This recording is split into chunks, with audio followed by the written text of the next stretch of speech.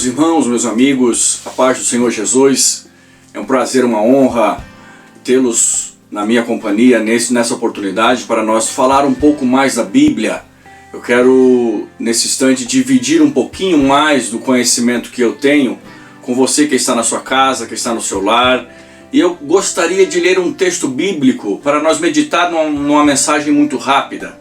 No livro do Apocalipse, no capítulo de número 21, no versículo de número 7, está escrito assim, ó: quem vencer herdará todas as coisas, e eu serei o seu Deus, e ele será o meu filho. Meu amigo, minha amiga, meu irmão em Cristo, quem sabe você está nessa hora desanimado, triste, abatido, amargurado, a tua vida não tem sentido, você tem estado em momentos de dor e de trevas, mas eu tenho uma palavra para você nesse instante. Na Bíblia, no livro do Apocalipse, existem 7 grandes promessas que Deus deixou para todos aqueles que vencerem. Por isso que João, quando ele escreveu esse texto, ele estava ciente das promessas que Deus tinha e que Deus dará a você e a mim se nós persistir na fé de Cristo. Volte comigo um pouquinho no tempo, vamos tentar relembrar a situação em que João escreveu esse texto. João era o apóstolo do amor. Se você lê o Evangelho de João, é uma coisa. Se você lê 1º, 2º e 3º João, é as cartas de amor que ele falou para as igrejas, sobre o amor. Ele era um homem amoroso, ele era um homem que você tinha prazer de estar ao seu lado. Se você ler o livro do Apocalipse, você não vai acreditar que é a mesma pessoa que escreveu os outros evangelhos. O Evangelho de João e 1º, 2º e 3º João, as cartas de João. Parece-me que não é a mesma pessoa, porque o texto de João, onde ele escrevia as cartas, eram textos de amor, eram textos de paz. E agora o livro do Apocalipse é um livro de um pouco de misticismo, e as pessoas têm medo de ler Apocalipse, porque as coisas que acontecerão, o que vai ser. Calma!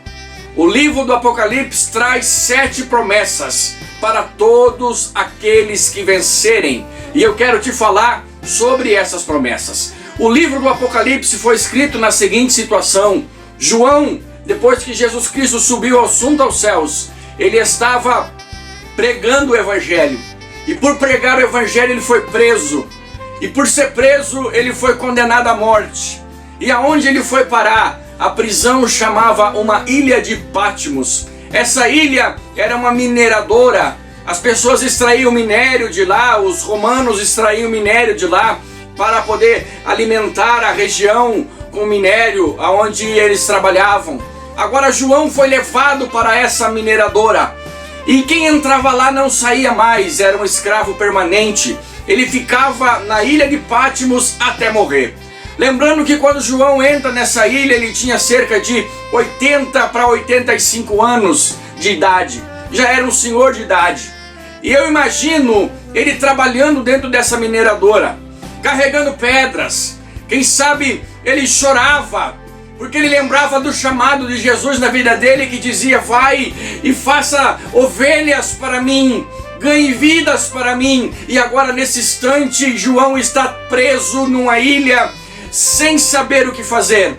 Quando eu era criança, quando eu era um adolescente na escola bíblica dominical em que eu frequentava, eu me lembro que às vezes tinha alguma lição sobre João na ilha de Patmos, e a visão que me vinha à cabeça era de uma bela ilha, uma ilha onde tinha alguns coqueiros e uma bela ilha com um gramado verdinho e um negócio bem organizado. Não, a ilha de Patmos era um caos. Existiam escravos, pessoas morriam todos os dias ali. E de dentro deste lugar, o nosso amado irmão João. E agora ele está dentro de uma ilha de Patmos, preso, condenado à morte. E ele está trabalhando, e de repente o oficial que cuida de todo aquele povo que está ali, um oficial romano, ele precisava de pessoas que escrevessem o que precisava mandar para Roma, para que viesse o alimento para eles ficarem ali, para sustentar os escravos. tinha que ter alguém que fizesse a vistoria da despensa para saber o que faltava. Como João era um homem inteligente, como João era um homem de sabedoria, sabia escrever, era um homem letrado, então ele foi escolhido para registrar o que faltava dentro da despensa daquele lugar horrível onde ele estava. Quem sabe você está em um lugar onde você pensa que não tem utilidade. Quem sabe você pensa que você não tem mais nada o que fazer, que a tua vida acabou, que a tua vida não tem mais sentido. Mas veja uma coisa, de dentro de uma prisão em uma ilha, Deus usa o apóstolo João para escrever várias cartas a várias igrejas da Ásia. 7 cartas para 7 igrejas que estavam na Ásia. João, o grande homem de Deus, armou uma estratégia. Como ele conhecia uma moça que vinha junto com um navio trazendo alimento para o povo, e ele sabia que ela era uma pessoa do Evangelho, que tinha aceitado o Evangelho de Jesus Cristo. João escrevia as cartas, colocava entre os papéis das dispensas, ou melhor, da lista de alimentos que era levado até Roma ou até a praia para que fosse direcionada às pessoas que trariam alimento. E João colocava no meio daquelas folhas cartas para as igrejas que estavam na Ásia, para as igrejas que foram formadas pelos apóstolos. E essas cartas revolucionaram o Evangelho. São cartas de ânimo, são cartas de autoridade, são cartas de poder. E essas cartas todas você encontra lendo o livro do Apocalipse. É bem verdade que se nós formos entender o livro do Apocalipse, existem outras visões, outros ângulos e outras palavras tantas que saem dele. Mas eu quero me focar sobre aquele que vencer, o que ele vai herdar, o que ele vai ter. E eu quero dizer para você nessa hora, em nome de Jesus, levante a sua cabeça. Se você tem passado o deserto, tem uma vitória chegando para você. Se você tem passado pelo vale, sabe que tem alguém do teu lado caminhando contigo, que é Jesus de Nazaré. Se você está passando por um deserto terrível, onde você não encontra saída, você não tem mais nada o que fazer, eu quero te dizer que nos céus tem um Jesus Cristo Nazareno, que Ele está olhando para você. O seu amor é grandioso, a sua glória é incomparável, o seu poder é incomparável, e Ele quer te alcançar aí no teu lugar. E tem uma promessa: existem 7 coisas que você vai herdar se você vencer. Mas vencer o que, pregador? Simples. Se você vencer essa carne, se você vencer o mundo, se você vencer as lutas que você enfrenta, se você não desanimar no meio da caminhada, a pior de todas as coisas que o ser humano tem que vencer é o seu próprio corpo, é a sua própria vida.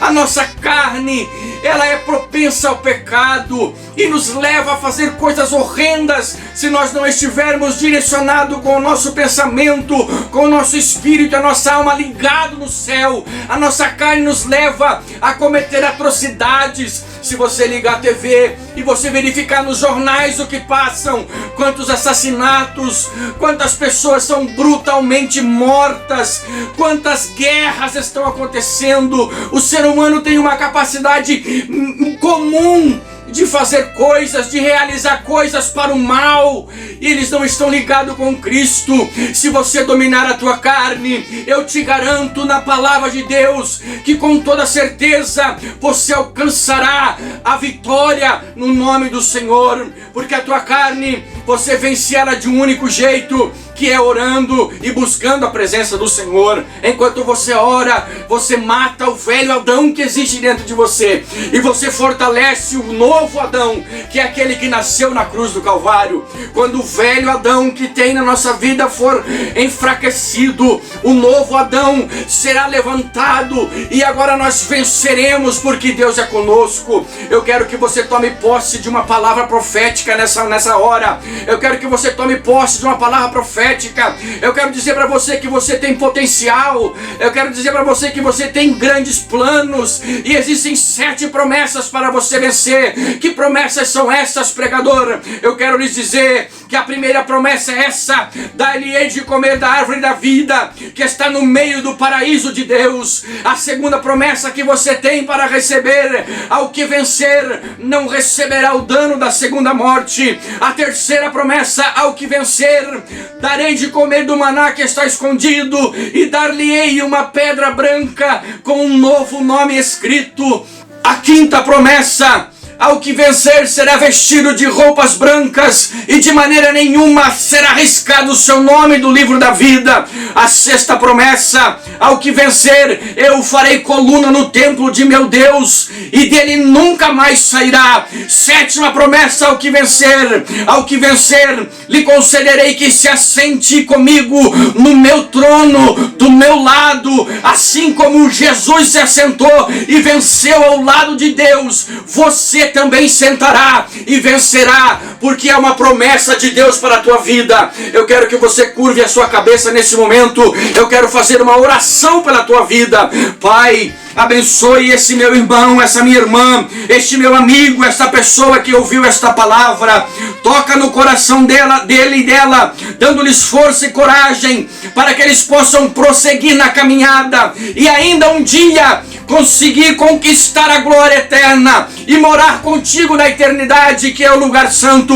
Eu abençoo a casa dele, eu abençoo o lar dessa pessoa, eu abençoo a vida dessa pessoa. Como ministro da tua palavra, eu os abençoo em nome do Pai, do Filho e do Espírito Santo. Amém.